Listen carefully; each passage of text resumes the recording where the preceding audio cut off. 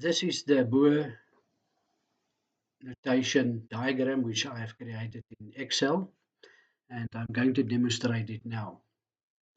First of all, you will see there's an item on the menu, Boer notation. You click on it twice.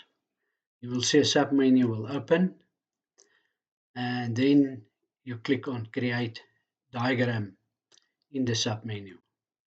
You'll see an empty diagram will appear in front of you. Then you click on the Boer notation on the menu again, and on the submenu you click Open Element Form. A selection box will appear in front of you. In that selection box, you will click the element of your choice. I will click on carbon C6, and I will say Show Element, and you immediately see that the diagram is populated with carbon C6.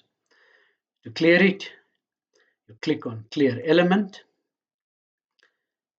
and then you click on the selection box again, the element of your choice, which I will make Organocin.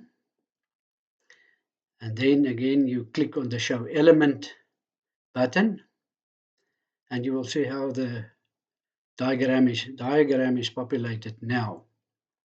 When you finish, you just click on Clear Element, and then you click on the red button Exit. Then you go back to Boer notation, and on the submenu you choose Delete Diagram, and you will see the diagram will disappear.